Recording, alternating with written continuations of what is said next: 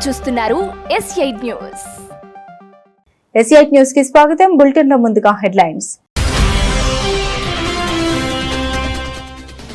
దేశంలోని 32,000 టన్నుల పసిడి ఇళ్లలోని బంగారం రీసైకిల్ చేద్దామని ప్రధాని మోదీ పిలుపు.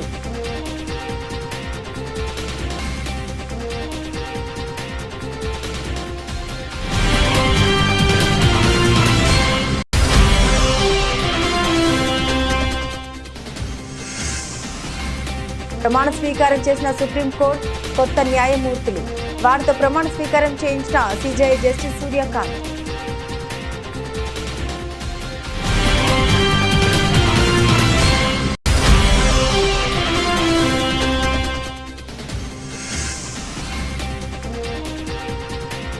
దావూద్ కు పాక్ ఐఎస్ఐ అండ. కరాచీ నుండే భారత్ పై కుట్రలు. ఢిల్లీ పోలీసుల దర్యాప్తులో సంచలన నిజాలు.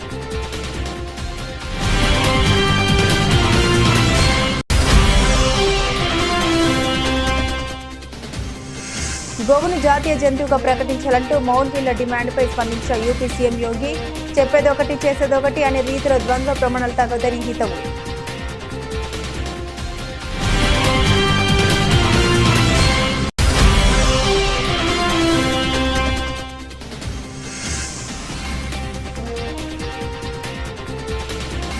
పరేడ్ గ్రౌండ్స్ లో ఘనంగా తెలంగాణ ఆవిర్భావ వేడుకలు. ప్రభుత్వ పురోగతిని వివరించిన సీఎం రేవంత్ రెడ్డి.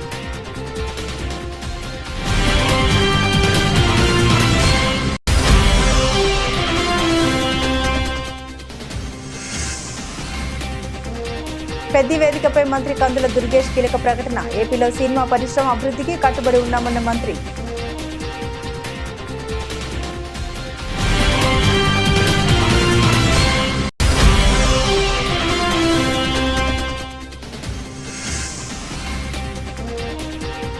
తెలంగాణ భవన్లో రాష్ట్ర ఆవిర్భావ వేడుకలు. కళాకారులను సన్మానించిన కేటీఆర్.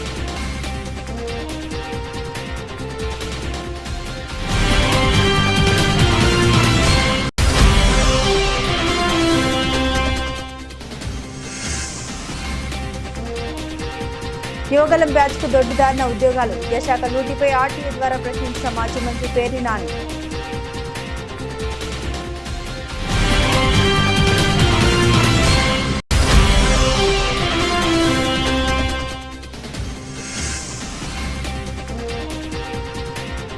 హైదరాబాద్ ట్యాంక్ బండ్పై ప్రొఫెసర్ జయశంకర్ విగ్రహం ఏర్పాటు చేయాలి. ప్రభుత్వాన్ని డిమాండ్ చేసిన కల్వకుంట్ల కవిత.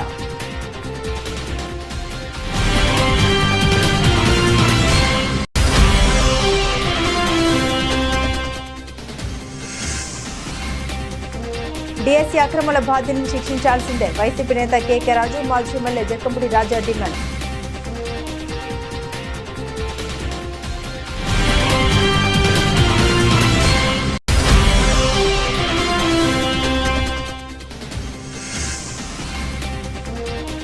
విజయవాడలో అట్టహాసంగా జరిగిన పెద్ది ప్రీ రిలీజ్ వేడుక. 10 ఏళ్లకు ఒకసారి వచ్చే కథ పెద్ది అని రామ్ చరణ్ అభివర్ణన.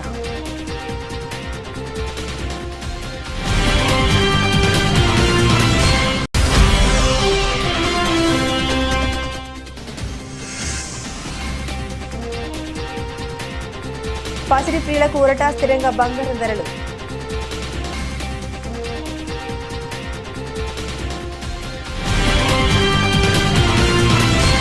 ప్రపంచ ఆర్థిక వ్యవస్థలో నెలకొన్న అనిశ్చిత నేపథ్యంలో దేశ విదేశీ మారక నిల్వలపై ఒత్తిడి తగ్గించేందుకు ప్రధాని నరేంద్ర మోదీ ప్రజలకు ఒక కీలక పిలుపునిచ్చారు.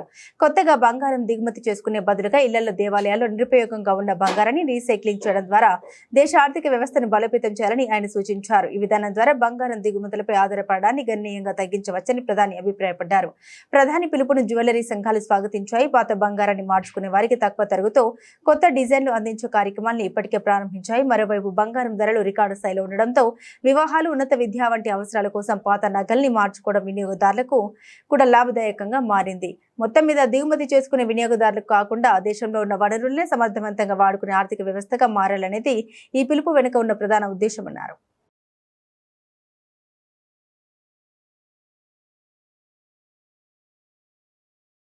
సుప్రీంకోర్టుకు 5 కొత్త న్యాయమూర్తులు నియమితులైన సంగతి తెలిసిందే. కొలీజియం సిఫార్సుల మేరకు కేంద్ర ప్రభుత్వం పంపిన ప్రతిపాదనకు రాష్ట్రపతి ముర్ము ఆమోద ముద్ర వేయడంతో కేంద్ర న్యాయ మంత్రిత్వ శాఖ సోమవారం ఉత్తర్వులు జారీ చేసింది. ఈ రోజు 5 కొత్త న్యాయమూర్తుల్ని సుప్రీంకోర్టులో ప్రమాణ స్వీకారం చేశారు. Justice Sri Chandrashekhar, justice Sanju, justice Arun Palli, justice Venkati Subramani జడ్జిలుగా ప్రమాణ స్వీకారం చేశారు. భారత ప్రధాన న్యాయమూర్తి జస్టిస్ సూర్యకాంత్ వారితో ప్రమాణ స్వీకారం చేయించారు. కొత్తగా నియమితులైన 5 న్యాయమూర్తులతో కలిపి సుప్రీంకోర్టులో న్యాయమూర్తుల సంఖ్య 37కు చేరుకుంది. సుప్రీంకోర్టులో ప్రస్తుతం జస్టిస్ బివి నాగరత్న మాత్రమే మహిళా న్యాయమూర్తిగా ఉన్నారు. ఇప్పుడు జస్టిస్ మోహన బాధ్యతలు చేపట్టడంతో సుప్రీంకోర్టులో మహిళా న్యాయమూర్తుల సంఖ్య 2కు చేరుకుంది.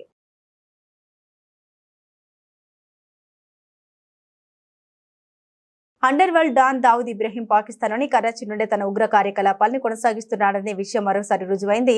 దావుద్ సిండికేట్ నడుపుతున్న ఓ భారీ టెర్రర్ మాడ్యూల్ ను ఢిల్లీ పోలీసుల స్పెషల్ సెల్ తాజాగా భగ్నం చేసింది. ఈ కేసులో 8 మందిని అరెస్టు చేసి విచారించగా సంచలన విషయాలు వెలుగులోకి వచ్చాయి. ఢిల్లీ, ముంబై నగరాల్లో దాడులకు ఈ ముఠా ప్రణాళిక రచించినట్టు తెలుస్తుంది. నిందితుల విచారణలో దావుద్ ఇబ్రహీం ఇప్పటికీ కరాచీలోని క్లిఫ్టన్ రోడ్లోనే నివసిస్తున్నట్లు స్పష్టమైంది. ఇతని ముఖ్య అనుచరుడైన ముద్దసర్ హుస్సేన్ సయ్యద్ అలియాస్ మున్నా జిగాణంతో తాము టచ్ లో ఉన్నామని నిందితులు అంగీకరించారు. ఆపరేషన్ మొత్తం క్లిప్టన్ రోడ్ నుండే జరగడం, దావుద్ అక్కడే ఉన్నాడనడానికి బలమైన ఆధారమని ఓ అధికారి పేర్కొన్నారు. फ्रेंड्स, आज हम लोग यहाँ इकट्ठा हुए हैं to brief you about a important module जिसको स्पेशल सेल ने और इंटेलिजेंस एजेंसीज की मदद से वी बस्टेड। ये एक पाक ISI स्पॉन्सर्ड और अंडरवर्ल्ड, मुंबई अंडरवर्ल्ड से जुड़ा हुआ नेटवर्क है। स्पेशल सेल ने 19 तारीख को और उससे पहले 17 तारीख को एक विजय शूटर नाम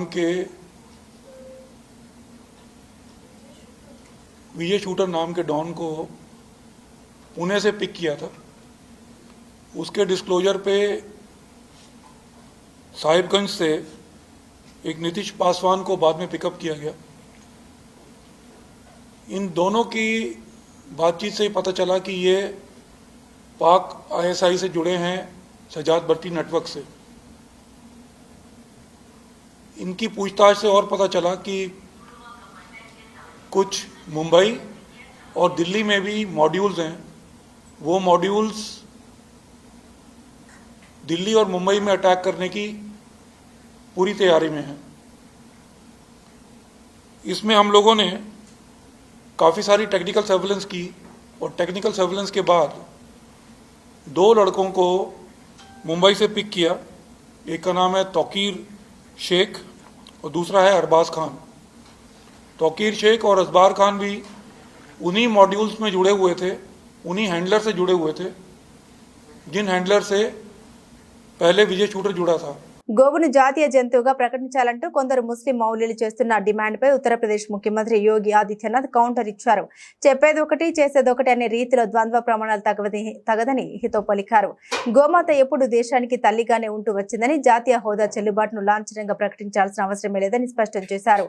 ఆవును జాతీయ జంతువుగా ప్రకటించాలని కొందరు మౌలానులు డిమాండ్ చేసినట్టు నా దృష్టికి వచ్చింది. గోవు ఇప్పటికే మన తల్లి, ఆవులతో మన బంధం ఈనాటిది కాదు, కాలానికి అతీతమైన అనుబంధం ఇది. తల్లి పిల్లల మధ్య అనుబంధాన్ని కొత్తగా నిర్వచించడం, లాంఛన పూర్వకంగా ప్రకటన చేయాల్సిన అవసరం ఎంత మాత్రం లేదని బిజ్నోర్ లో జరిగిన ఒక కార్యక్రమంలో యోగి పేర్కొన్నారు. ఒకవైపు మీరు ముస్లిం మౌల్యులు పశువధను ప్రోత్సహిస్తూ మరోవైపు ఆవును జాతీయ జంతువుగా ప్రకటించమని డిమాండ్ చేస్తున్నారు. ఇది మీ ద్వంద్వ ప్రమాణాలకు అద్దం పడుతుందని యోగి ఘాటుగా విమర్శించారు.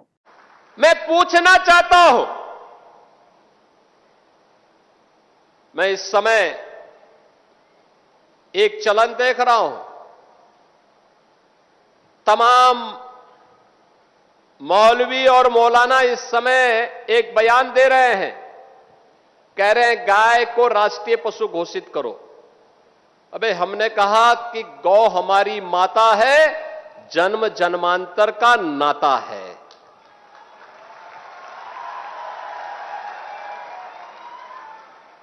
क्या मां और पुत्र के बीच में कुछ घोषित करने की आवश्यकता पड़ती है क्या? क्या किसी पुत्र को बताने की आवश्यकता पड़ती है कि तुम्हारी मां है, इसका सम्मान करो? ये हमारे संस्कार हैं। हमने अपनी मां के बारे में जो सम्मान का भाव रखते हैं, वह भी और हमने गाय को माता माना है, तो गाय तो हमारे लिए माता है, वो पशु नहीं। पशु तुम्हारी बुद्धि है जो तुम हमारी गौ माता को पशु बोलते हो।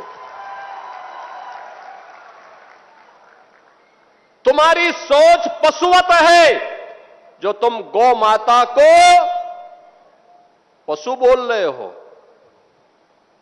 और तुम्हारा ये दोगलापन है कि जो एक और गौकसी को प्रश्रय देते हो। मैं देख रहा था बकरीद में तमाम उनके चेले चपाटे अपने सोशल मीडिया हैंडल पर बकर ईद पर गौ माता का चित्र दिखा करके ప్రపంచానికి తెలంగాణను గేట్వేగా నిలబెట్టాలన్నది తన కళ అని సీఎం రేవంత్ రెడ్డి పేర్కొన్నారు. దానికి తెలంగాణ రైజింగ్ 2047 విజన్ డాక్యుమెంటే మార్గమని తెలిపారు. 2034 నాటికి $1 ట్రిలియన్, 2047 నాటికి $3 ట్రిలియన్ ఎకానమీగా నిలబెట్టాలన్నది తమ ప్రభుత్వ సంకల్పమని స్పష్టం చేశారు. దీనికి ప్రజల అండదండ సహకారం కావాలని కోరారు. ప్రజల ఆశీర్వాదంతో ఈ లక్ష్యాన్ని చేరుకుంటామని విశ్వాసం వ్యక్తం చేశారు. తెలంగాణ అభివృద్ధికి ప్రతి ఒక్కరూ పునరంకితం కావాలని పిలుపునిచ్చారు. సికింద్రాబాద్ లోని పరేడ్ గ్రౌండ్స్ లో జరిగిన తెలంగాణ రాష్ట్ర ఆవిర్భావ దినోత్సవాల్లో సీఎం ఈ వ్యాఖ్యలు చేశారు. అంతకుముందు ఆయన డిప్యూటీ సీఎం భట్టి విక్రమార్క అమరవీరుల స్తూపం వద్ద నివాళులర్పించారు. అనంతరం సీఎం జాతీయ జెండాను ఎగురవేసి పోలీసుల గౌరవ వందనం స్వీకరించారు. 2.5 ఏళ్లలో అన్ని ఎన్నికల్లో ప్రజలు కాంగ్రెస్ పై అభిమానం చూపారని సీఎం రేవంత్ తెలిపారు. చెప్పదలుచుకున్నాను మిత్రులారా, దేశంలోనే కాదు ప్రపంచానికే తెలంగాణను గేట్వేగా నిలబెట్టాలన్నది నా స్వప్నం. దానికి మార్గం తెలంగాణ రైజింగ్ 2047 విజన్ డాక్యుమెంట్. 2034 నాటికి $1 ట్రిలియన్ ఎకానమీగా, 2047 నాటికి $3 ట్రిలియన్ ఎకానమీగా తెలంగాణ ఉండాలన్నది ప్రజా ప్రభుత్వం యొక్క సంకల్పం. దీనికి ప్రజలందరూ అండదండలు కావాలి. మీ అందరి సహకారం ఆశీర్వాదంతో ఈ లక్ష్యాన్ని చేరుకుంటామన్న విశ్వాసం నాకు సంపూర్ణంగా ఉన్నది. ఈ ఆర్థిక వృద్ధిలో ప్రతి ఒక్కరూ భాగస్వాములు కావాలి. తెలంగాణ అభివృద్ధికి పునరంకితం కావాలని కోరుకుంటూ మీ అందరికీ మరొక్కసారి తెలంగాణ రాష్ట్ర ఆవిర్భావ శుభాకాంక్షలు తెలియజేస్తూ మీ మిత్రులారా, పుట్టుక నీది, చావు నీది, బతుకంత దేశానిది అన్న ప్రజాకవి కాళోజీ మాటలే స్ఫూర్తిగా డిసెంబర్ 7, 2023 బాధ్యతలు స్వీకరించిన క్షణం నుండి ప్రతి క్షణం తెలంగాణ హితమే పరమార్థంగా, రాష్ట్ర అభివృద్ధి ధ్యేయంగా, పేదరిక నిర్మూలననే ప్రాధాన్యంగా ప్రజాప్రభుత్వం పనిచేస్తున్నది. సమాజ ఆకాంక్షలకు మేము వారధులం. అందుకే మీరిచ్చిన ఈ అవకాశాన్ని మేము అధికారం అని సంబోధించడం లేదు. మమ్మల్ని మేము పాలకులుగా అనుకోవడం లేదు. మీకు సేవకులుగా బాధ్యత నిర్వహిస్తున్నాం. ప్రభుత్వం అంటే 4 చేతుల్లో ఉండే పెత్తనం కాదు, 4 కోట్ల ప్రజల ఉమ్మడి ప్రతినిధి అని మేము భావిస్తున్నాం. బాధ్యతగా పనిచేస్తున్నాం. అందుకే ఇది కేవలం పరిపాలన చేసే ప్రభుత్వం కాదు, ప్రజాస్వామ్య ఆకాంక్షలను నెరవేర్చే ప్రజా ప్రభుత్వం అని గర్వంగా చెప్తున్నాం. ఆంధ్రప్రదేశ్లో సినీ పరిశ్రమ అభివృద్ధికి తమ ప్రభుత్వం పూర్తిగా కట్టుబడి ఉందని, పరిశ్రమకు అవసరమైన అన్ని రకాల సహాయ సహకారాలు అందిస్తామని రాష్ట్ర సినిమాటోగ్రఫీ శాఖ మంత్రి కందుల దుర్గేష్ భరోసా ఇచ్చారు. విజయవాడలో జరిగిన global star Ram Charan Peddi cinema pre release వేడుకల్లో ఆయన ముఖ్య అతిథిగా పాల్గొని ప్రసంగించారు. ముఖ్యమంత్రి చంద్రబాబు నాయుడు, ఉప ముఖ్యమంత్రి పవన్ కళ్యాణ్ తరపున చిత్ర పరిశ్రమకి ఈ హామీ ఇస్తున్నట్లు మంత్రి తెలిపారు. ఏపీలో షూటింగ్లతో పాటు స్టూడియోలు, రికార్డింగ్ థియేటర్ల వంటి మౌలిక సదుపాయాలు నిర్మించేందుకు నిర్మాతలు ముందుకు రావాలి. వారికి సింగిల్ విండో విధానంలో అనుమతులు ఇచ్చేందుకు మేము సిద్ధంగా ఉన్నామని ఆయన పిలుపునిచ్చారు. ముందుగా ఒక కీలకమైనటువంటి సమయంలో ఆంధ్రదేశం నడిబొడ్డులోని విజయవాడలో ఒక అద్భుతమైనటువంటి ప్రీ రిలీజ్ ఈవెంట్ని పెద్ది రూపంలో నిర్వహిస్తున్నటువంటి వృద్ధి సినిమాస్, సుకుమార్ రైటింగ్స్ సంస్థ నిర్మాతలకి, దర్శకులు బుచ్చుబాబు గారికి, అదేవిధంగా సుప్రసిద్ధ హీరో, ఒక లెగసీని కంటిన్యూ చేస్తున్నటువంటి రామ్ చరణ్ గారికి, అదేవిధంగా ఈ మొత్తం టీంకి సంబంధించినటువంటి అందరికీ అన్నిటికంటే మించి ఇంత పెద్ద ఎత్తున విచ్చేసి ఈ కార్యక్రమాన్ని సంపూర్ణమైనటువంటి విజయవంతమైనటువంటి కార్యక్రమంగా నిలబెట్టడానికి మీరందరూ విచ్చేసినటువంటి మెగా అభిమానులందరికీ కూడా ప్రత్యేకమైనటువంటి ధన్యవాదాలు తెలియజేస్తూ ఇవాళ పెద్ది అనేటువంటి సినిమా ఒక అద్భుతమైనటువంటి దృశ్య కావ్యంగా నిలబడుతుందని చెప్పడానికి ఇప్పటికే విడుదలైనటువంటి గ్లిమ్స్ చూసినా అదేవిధంగా ట్రైలర్ చూసినా మనకు పూర్తిగా అర్థమవుతూ ఉంది. మనందరికీ తెలుసు రామ్ చరణ్ గారి యొక్క నటనలోని పరిపక్వత అనేది రంగస్థలంలోనే మనం చూడడం జరిగింది. అయితే ఇవాళ మనం ఇంకా సినిమా పూర్తిగా చూడకపోయినా ఆ గ్లిమ్స్ చూసినప్పుడు కానీ ట్రైలర్ చూసినప్పుడు కానీ నాకు అనిపించింది ఒక్కటే, ఇలాంటి రస్టిక్ ఫిలిం పీరియాడిక్ ఫిలింలో మామూలు లవ్ ఓరియంటెడ్ హైదరాబాద్ లోని తెలంగాణ భవన్ లో తెలంగాణ రాష్ట్ర ఆవిర్భావ దినోత్సవాన్ని ఘనంగా నిర్వహిస్తున్నారు. ఈ కార్యక్రమానికి బీఆర్ఎస్ వర్కింగ్ ప్రెసిడెంట్ కేటీఆర్ ముఖ్య అతిథిగా హాజరయ్యారు. తెలంగాణ తల్లి విగ్రహానికి పూలమాల వేసి అమరవీరులకు నివాళులర్పించారు. అనంతరం జాతీయ జెండా ఆవిష్కరించారు. అలాగే జయశంకర్ సార్ విగ్రహానికి పూలమాల వేసి బీఆర్ఎస్ నేతలు నివాళులర్పించారు. ఈ సందర్భంగా పలువురు తెలంగాణ కళాకారులకు కేటీఆర్ సన్మానం చేశారు. దశాబ్దాల తరబడి సాగిన వివక్ష, అవమానాలు, అణచివేతకు ముగింపు పలికిన జూన్ 2వ తేదీ తెలంగాణ చరిత్రలోనే అత్యంత అద్భుతమైన రోజని ఆయన అభివర్ణించారు. అమరవీరుల త్యాగాలు, ఉమ్మడి ఆత్మగౌరవ పోరాటం వల్లే తెలంగాణ ప్రజలు విముక్తి సాధించారని కేటీఆర్ ఈ సందర్భంగా గుర్తు చేశారు. కేసీఆర్ నేతృత్వంలోని బీఆర్ఎస్ ఎల్లప్పుడూ తెలంగాణ ప్రగతి, ప్రజా సంక్షేమమే ఏకైక లక్ష్యంగా పనిచేసిందని స్పష్టం చేశారు. అడ్డదారిలో అధికారంలోకి వచ్చిన అడ్డగాడిద కాంగ్రెస్ ఇవాళ తెలంగాణను మళ్ళీ ఒక 25 ఏళ్ళు వెనుకకు నెట్టే పరిస్థితి తీసుకొని వచ్చింది రేవంత్ రెడ్డి నాయకత్వంలో. గ్యారంటీల గారడీలతోని గద్దెనెక్కిన రేవంత్ రెడ్డి ఇవాళ వడ్డిచ్చిన విస్తర్ లాంటి రాష్ట్రాన్ని కుక్కలు చింపిన ఇస్తారు చేస్తూ ఉన్నాడు. ఈ 30 నెలల్లో సరిగ్గా ప్రభుత్వానికి కూడా 50% టైం అయిపోయింది ఈ రోజుతో రేపటితో. ఈ 30 నెలల్లో కుప్పకూలని రంగం లేదు, మోసపోయి గోసపడని వర్గం లేదు. సంతోషంగా సాగిన వ్యవసాయం ఇవాళ సంక్షోభంలో కూరుకొని పోయింది. రైతు బంధు లేదు, ఎరువులు ఇచ్చేటోడు లేడు, కనీసం పలకరించేటోడు లేడు. ఆరుగాలం కష్టపడి పండించిన రైతు ఇవాళ 60 రోజులు పడిగాపులు గాయాల్సిన పరిస్థితి వస్తున్నదా ధాన్యం అమ్ముకోవడానికి? 60 రోజులు 70 రోజులు ఆనాడు ధాన్యాన్ని కళ్ళకద్దుకొని కొనుక్కునే ప్రభుత్వం పోయి ఇవాళ కాళ్ళు పట్టుకున్నా కనికరించని దౌర్భాగ్య ప్రభుత్వం వచ్చిందనే బాధ కలుగుతా ఉన్నది. ఇది వాస్తవం. ఇవాళ పారిశ్రామికవేత్తల తలకు తుపాకులు పెట్టే పరిస్థితి వచ్చింది. ఇక్కడ నుంచి పారిశ్రామికవేత్తలు గుజరాత్కు, తమిళనాడుకు, ఆంధ్రాకు పారిపోయే పరిస్థితి వచ్చింది. ఇవాళ బదనాం చేయాలనే ఉద్దేశంతో సాగునీటి ప్రాజెక్టుల మీద, కేసీఆర్ గారి ఆనవాళ్ల మీద కుట్రతో కక్షగట్టి చెరిపేసే ఒక చిల్లర ప్రయత్నం జరుగుతున్నది. గోదావరి కృష్ణా జలాలను కూడా గురువు గారికి సంతర్పణ చేసే కార్యక్రమం చేస్తున్నాడు రేవంత్ రెడ్డి గారు. 70 లక్షల మంది తెలంగాణ రైతన్నల నోట ఇవాళ ఒకటే మాట వినబడుతున్నది. 4 సార్లు రైతు బంధును ఎగ్గొట్టిన నయవంచకుడు రేవంత్ రెడ్డి, యూరియా కూడా ఇవ్వని చాతగాని అసమర్థ ముఖ్యమంత్రి రేవంత్ రెడ్డి, పంటను కొనలేని సన్నాసి రేవంత్ రెడ్డి. ఇది నేను చాలా విద్యాశాఖ మంత్రి నారా లోకేష్ ఆధ్వర్యంలో జరిగిన 2025 డిఎస్సి నియామకాల్లో పెద్ద ఎత్తున అవినీతి, తీవ్ర నిర్వహణ లోపాలు జరిగాయని వైఎస్ఆర్సీపీ కృష్ణా జిల్లా అధ్యక్షుడు మాజీ మంత్రి పేర్ని వెంకటరామయ్య తీవ్రస్థాయిలో ధ్వజమెత్తారు. మెగా డిఎస్సి పేరుతో నిరుద్యోగుల్ని దగా చేశారని, కలెక్టరేట్లలో కనీసం మెరిట్ లిస్టులో కూడా పెట్టకుండా జీఎస్టీ చట్టం తరహాలో ఈ నియామక ప్రక్రియను అత్యంత గందరగోళంగా మార్చివేశారని మండిపడ్డారు. మంత్రి లోకేష్ తన యువగరం పాదయాత్రలో వెంట నడిచిన వారికి తమ సొంత సంస్థ హెరిటేజ్ లో ఉద్యోగాలు ఇచ్చినంత సులభంగా స్పోర్ట్స్ కోటా కింద చివరకు పేకట్ ఆడేవారికి కూడా దొడ్డిదారిన టీచర్ పోస్టులు కట్టబెట్టారని ఆరోపించారు. టెట్ డిఎస్సి పరీక్షల నిర్వహణతో పాటు ఈ స్పోర్ట్స్ కోటా అక్రమాలపై తాము సచివాలయంలో ఆర్టీఐ ద్వారా 16 రకాల అంశాలపై దరఖాస్తు చేసిన అనంతరం ఆయన మీడియాతో మాట్లాడారు. వాళ్ళ హెరిటేజ్ కంపెనీలో ఉద్యోగాలు ఇచ్చినంత తేలికగా డిఎస్సిలో కూడా ఉద్యోగాలు ఇచ్చేశాడు. అందుకోసమే పరీక్ష అంటే చూడండి, ఎగ్జామ్ లేకుండా అంటే డిఎస్సి కానీ టెట్ కానీ ఎగ్జామ్ రాయకుండా స్పోర్ట్స్ కోటా కింద, ఆ స్పోర్ట్స్లో ఏంటి అంటే నేను మొన్నటిదాకా ఏమనుకున్నానంటే ప్యాకాట్ పెడితే ఎమ్మెల్యేలు ఒప్పుకోరనుకున్నాను. ప్యాకాట్లో స్పోర్ట్స్ అంటే మెరిట్ వాళ్ళని ప్యాకాట్ పోటీలు పెట్టి దాంట్లో తీసుకుంటే ఎమ్మెల్యేలు ఒప్పుకోరు. మాట నువ్వేట తీసుకుంటావా లోకేష్, చంద్రబాబు నాయుడు గారు అని ఆపారేమనుకున్నా. తీరా జీవో చూస్తే ఆ కొత్త జీవోలో 40వ ఆట బ్రిడ్జి ప్యాకాట, దాన్ని కూడా వదల్లా. ప్యాకాట్లో బాగా పోటీ ఫస్ట్ వచ్చినా కూడా టీచర్ ఉద్యోగంగా తీసుకున్నటువంటి పరిస్థితి. అంటే అదొక క్వాలిఫికేషన్. 40వ ఆట చూసుకోండి మీరు కావాలంటే. బి కేటగిరీలో 40 ఆట బ్రిడ్జి. బ్రిడ్జ్ అంటే ఏంటి? పేక మొక్కలతో ఆడేటువంటి ఆట బ్రిడ్జి. దానిలో బాగా తర్ఫీదు, దాని నైపుణ్యం చూపించినా కూడా టీచర్ అయిపోవచ్చు. ఎంత పనోళ్ళండి మీరు అసలు. లోకేష్ గారు, మీ ప్రభుత్వం ఎంత పనోళ్ళు అంటే, నీకు నచ్చిన వాళ్ళకి ఉద్యోగం.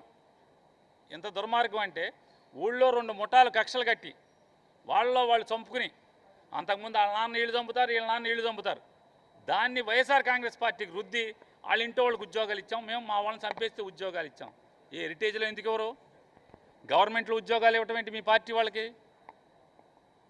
మీకు చేతనైతే నిజంగా వైఎస్ఆర్ కాంగ్రెస్ పార్టీ వాళ్ళే ఆ మర్డర్ చేసి ఉంటే ఉరిశిక్ష వేయించండి. మీ ప్రభుత్వంలో కేసులు వాదించి మీ పోలీసులతో సాక్ష్యాధారాలను గట్టిగా బిగించి ఉరిశిక్ష వేయించండి. గవర్నమెంట్లో ఉద్యోగాలు ఏంటి? హైదరాబాద్ ట్యాంక్ బండ్ పై ప్రొఫెసర్ జయశంకర్ విగ్రహం ఏర్పాటు చేయాలని రాష్ట్ర ప్రభుత్వాన్ని తెలంగాణ రాష్ట్ర సేన అధ్యక్షురాలు కల్వకుంట్ల కవిత డిమాండ్ చేశారు. ఆగస్టు 6వ తేదీన ప్రొఫెసర్ జయశంకర్ జయంతి నాటికి ఈ విగ్రహం ఏర్పాటు చేయాలని సూచించారు. తెలంగాణ ఆవిర్భావానికి 12 ఏళ్లు పూర్తయిన జయశంకర్ విగ్రహం ట్యాంక్ బండ్ పై ఏర్పాటు చేయలేదని ఆవేదన చెందారు. జయశంకర్ విగ్రహాన్ని రేవంత్ రెడ్డి సర్కార్ ఏర్పాటు చేయకపోతే తమకు ఈ విగ్రహం అనుమతి ఇవ్వాలని సూచించారు. తెలంగాణ రాష్ట్ర ఆవిర్భావ దినోత్సవాన్ని పురస్కరించుకుని ప్రజలకు శుభాకాంక్షలు తెలిపారు. తెలంగాణ ఉద్యమ వీరులకు కవిత స్మరించుకున్నారు. బంజారా హిల్స్ టీఆర్ఎస్ కార్యాలయంలో కవిత మీడియాతో మాట్లాడారు. ఉద్యమకారులకు తగిన గౌరవం ఇవ్వాలని డిమాండ్ చేశారు. కవిత మొత్తం తెలంగాణ ఉద్యమానికి కూడా ఒక దిక్సూచిలాగా ఉండి తెలంగాణ ఉద్యమానికి మంచి సైద్ధాంతిక ప్రాతిపదికనిచ్చినటువంటి ప్రొఫెసర్ జయశంకర్ గారిని ప్రత్యేకంగా తలుచుకుంటా ఉన్నాం. వారిని గత 12 సంవత్సరాలుగా మనము హైదరాబాదులో విగ్రహం పెట్టి గౌరవించుకోలేకపోయినాం.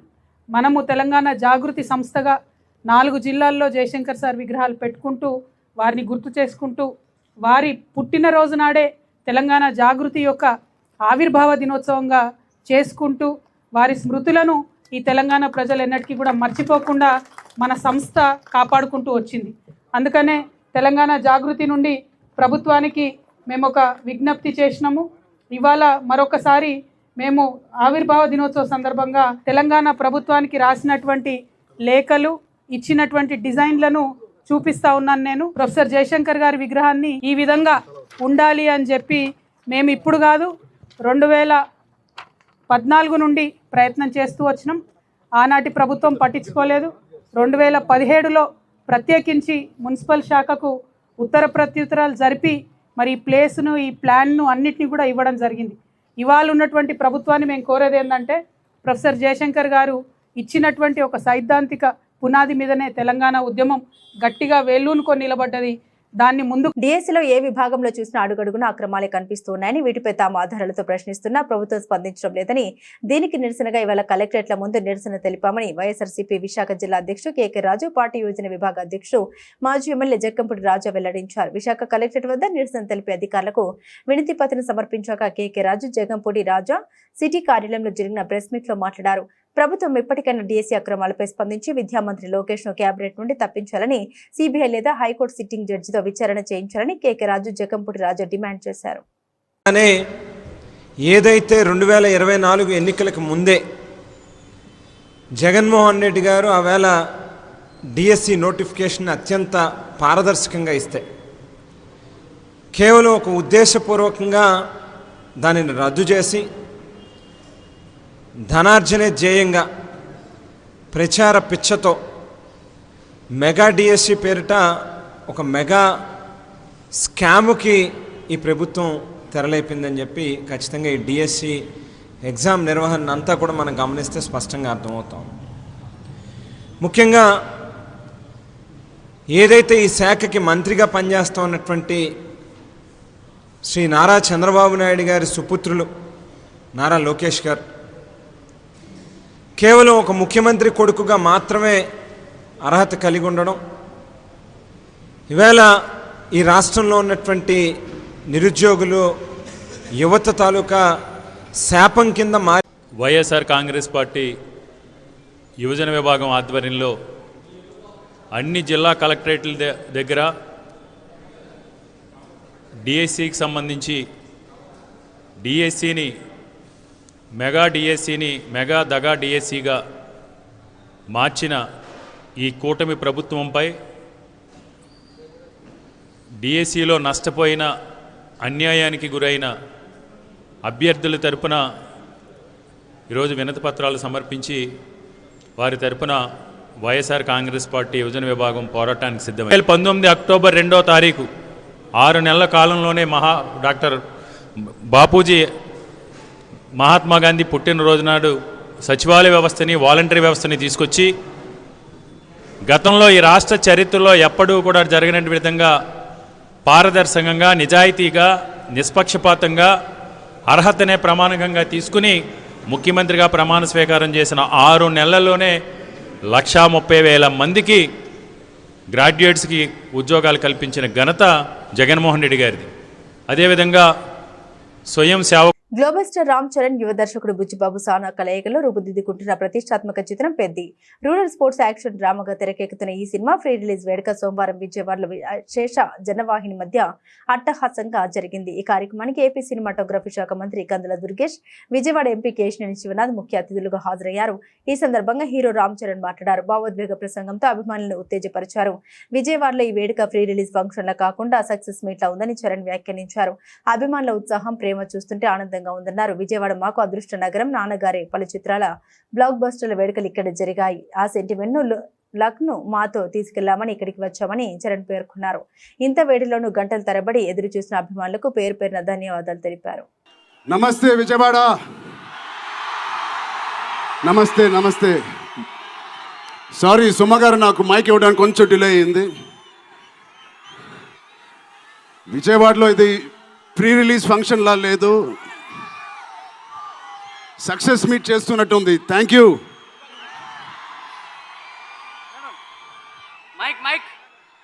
కేశినేని చిన్ని గారికి, దుర్గేష్ గారికి ఇంత గ్రాండ్ సపోర్ట్, ఇంత గ్రాండ్ ఈవెంట్కి సపోర్ట్ చేసినందుకు మీకు, మీ టీం అందరికీ చాలా చాలా థ్యాంక్ యూ సార్. ఇంత షార్ట్ నోటీస్ చేసినందుకు.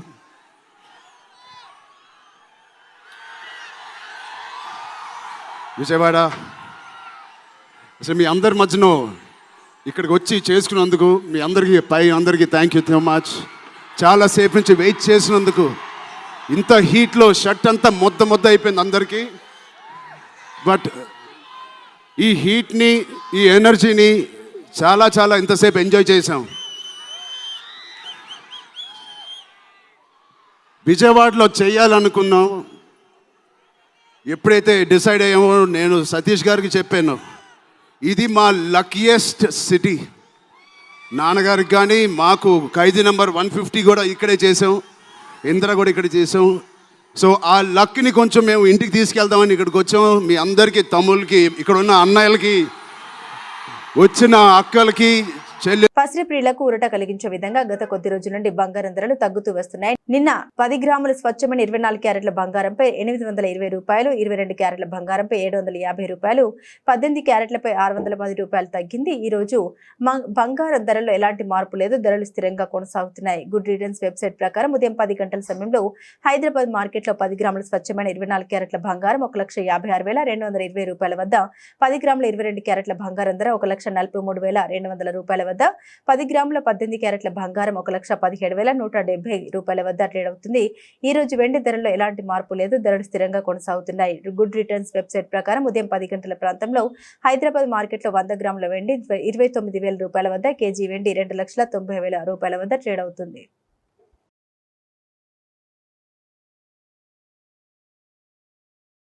బులెటిన్ ముగించే ముందు హెడ్లైన్స్ మరోసారి.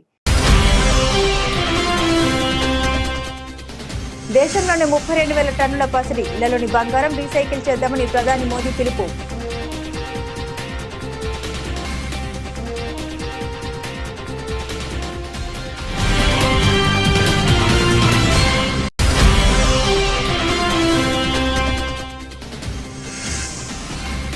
ప్రమాణ స్వీకారం చేసిన సుప్రీంకోర్టు కొత్త న్యాయమూర్తులు, వారితో ప్రమాణ స్వీకారం చేయించిన సిజేఐ జస్టిస్ సూర్యకాంత్.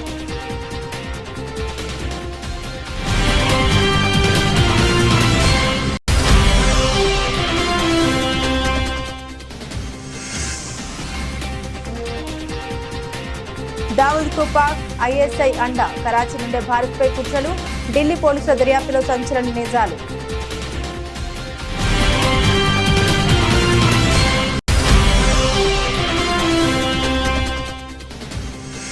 గోవును జాతీయ జంతువుగా ప్రకటించాలంటూ మౌల్వీల డిమాండ్పై స్పందించిన యూపీ సీఎం యోగి చెప్పేదొకటి చేసేదొకటి అనే రీతిలో ద్వంద్వ ప్రమాణాలు తగదని హితవు.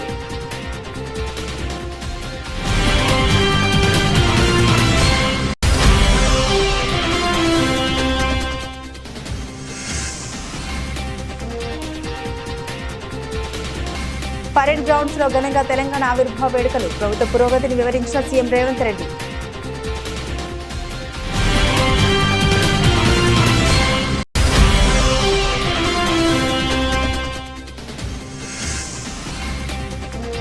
పెద్ది వేదికపై మంత్రి కందుల దుర్గేష్ కీలక ప్రకటన. ఏపీలో సినిమా పరిశ్రమ అభివృద్ధికి కట్టుబడి ఉన్నామన్న మంత్రి.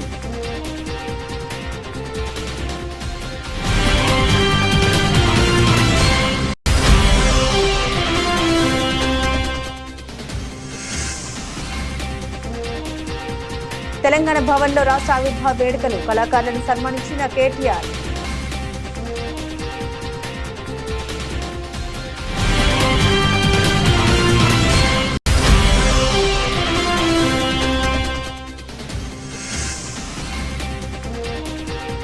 యువగలం బ్యాచ్ కు దొడ్డిదారిన ఉద్యోగాలు. విద్యాశాఖ లూటీపై ఆర్టీఏ ద్వారా ప్రశ్నించిన మాజీ మంత్రి పేర్ని నాని.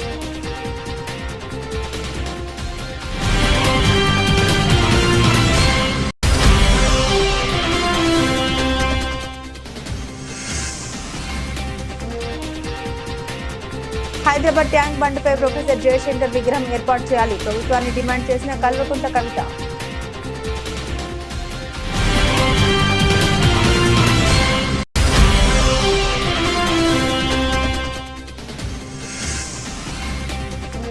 డిఎస్సీ అక్రమాల బాధ్యులను శిక్షించాల్సిందే. వైసీపీ నేత కేకే రాజు, మాజీ ఎమ్మెల్యే జక్కంపూడి రాజా డిమాండ్.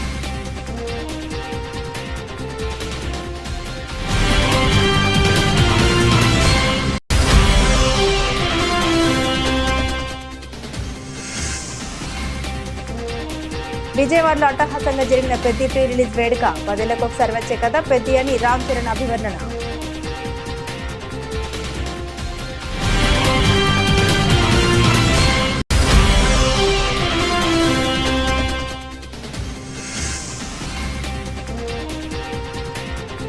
పసిడి ప్రియులకు ఊరట, స్థిరంగా బంగారం ధరలు.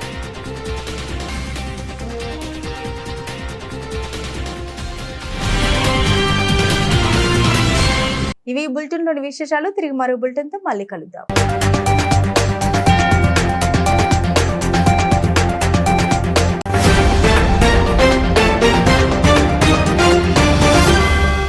మీరు చూస్తున్నారు S8 న్యూస్.